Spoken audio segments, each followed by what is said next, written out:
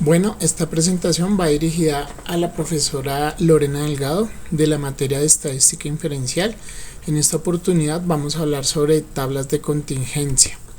Entonces, aquí vemos un cuadrito, perdón, donde dice realice la consulta de la definición, elaboración y usos de las tablas de contingencia. La referencia que yo encontré está en OpenStax, donde dice que una tabla de contingencia proporciona una forma de representar los datos que puede facilitar el cálculo de probabilidades. La tabla ayuda a determinar las probabilidades condicionales con bastante facilidad. Entonces de eso es de lo que se trata las tablas de contingencia, pero este dato nos lo está dando o aportando OpenStax. Listo. Seguimos. Entonces las preguntas son: ¿qué con las tablas de contingencia?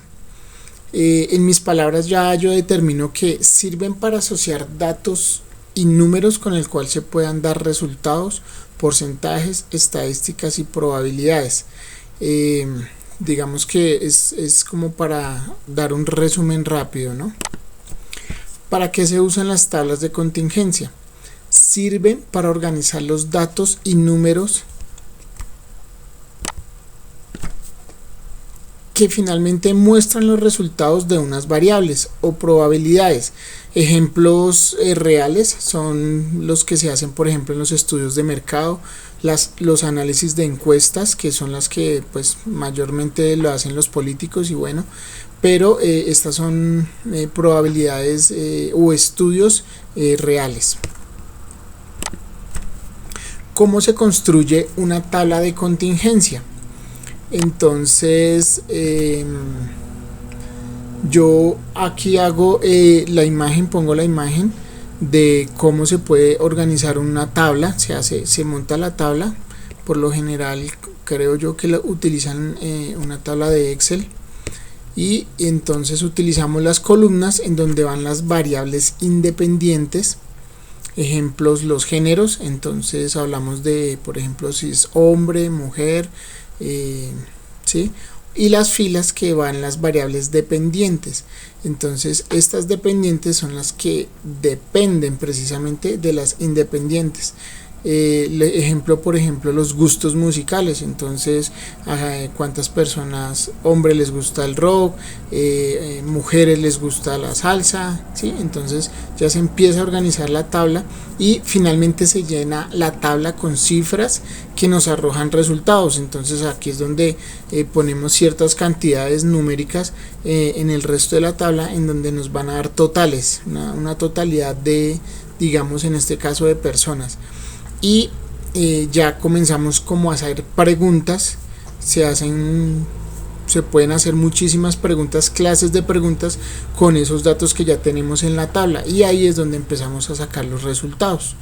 Bueno, entonces ya para ir a un ejemplo más claro, bueno, aquí ya paso finalmente a mostrar la bibliografía, que es de donde saqué la información y estudié, pues digamos, como todos los datos sobre las tablas de contingencia, que es un libro, digamos, como gratis, un libro en donde se puede estudiar todo lo que tenga que ver con estadística.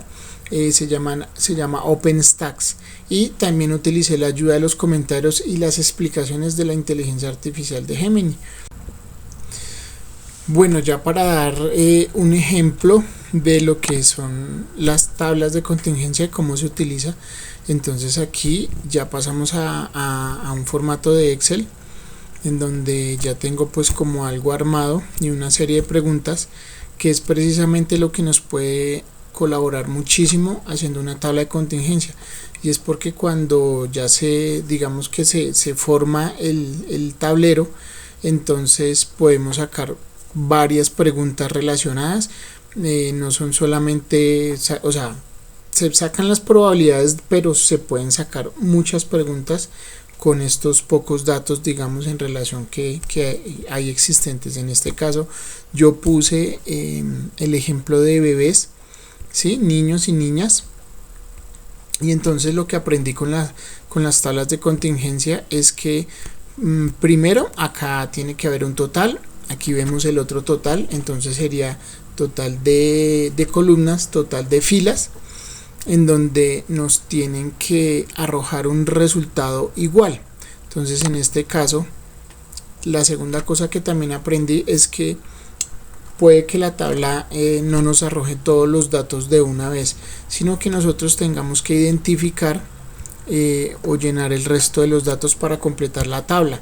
Entonces pues yo analizo que por ejemplo acá son 25 niños, 25 niñas, entonces tiene que haber un resultado de 50 bebés en total entre niños y niñas. Este total de acá nos tiene que dar el mismo resultado de esta parte de las filas. Entonces los bebés que toman alimentos, que pueden ser niños o niñas, entonces decimos que si acá hay 20 y acá hay 11, serían 31 bebés. Entonces acá para completar 50 nos harían falta, creo que 19. Entonces 20, 30, 40, 49 y 1, 50. Listo. Y seguimos aquí llenando. Entonces acá ya sabemos que para completar este 11 tenemos la información de 8 niños. Entonces aquí solamente nos harían falta 3 niñas para completar 11 en total.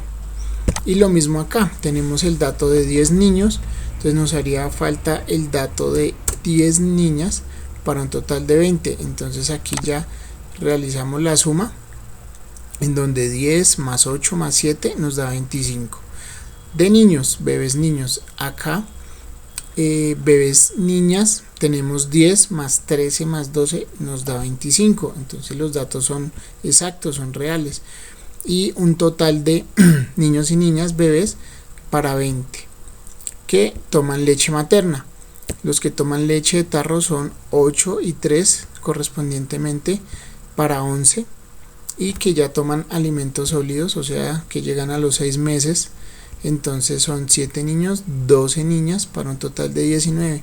Y esta suma de 20 más 11 más 19 nos arroja también 50. Entonces ya podemos ver que la tabla de contingencia, que esta tabla que yo hice, entonces pues está correcta. Listo. Y finalmente pasamos a hacer las preguntas. Yo saqué estas 3 preguntas que son de lo que se trata entender las tablas de contingencia, y es: ¿cuál es la probabilidad que sea una niña quien tome leche de tarro?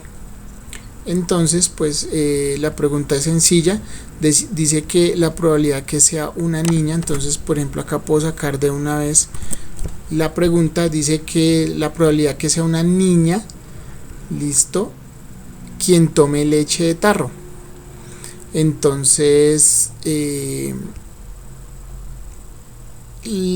aquí vemos que la niña que toma leche de tarro son 3 niñas, ¿sí? Y lo dividimos por el total, que son 50 niños, perdón, dividido en 50 niños. Esto nos arroja un resultado de 0,06. La segunda pregunta es: ¿cuál es la probabilidad que sea un niño quien tome leche materna? Entonces otra vez sacamos el dato. Aquí podemos poner de una vez el resultado. ¿Cuál es la probabilidad que sea un niño quien tome la leche materna? Entonces sabemos que toman niños que toman leche materna dividido sobre 50, porque pues no nos está haciendo ninguna otra clase de pregunta más o condicionada que les dicen. Entonces otra vez por 50 niños en total, y este nos va a arrojar un resultado del 0,2% sobre el total, ¿cierto?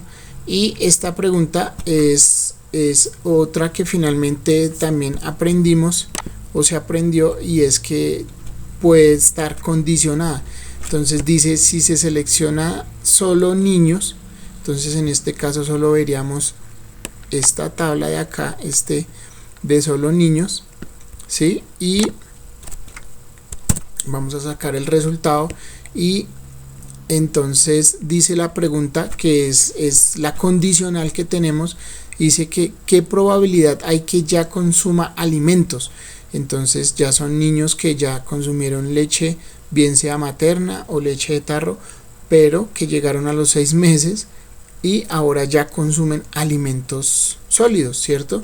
Entonces aquí la condicional entonces es que ya no vamos a sacar el resultado sobre los 50 niños en total, sino que solamente cuál es la probabilidad que consuma ya alimentos. Entonces solamente de niños. Esa es la condicional que tenemos, que no es de todos los bebés completos, que son 50, sino de solamente los niños, que son 25. Entonces esto quiere decir que los niños que toman alimentos sólidos lo dividimos sobre 25 y acá nos tiene que dar el resultado, que es 0,28%. Y aquí está más o menos la explicación de cómo se desarrolla una tabla de contingencia.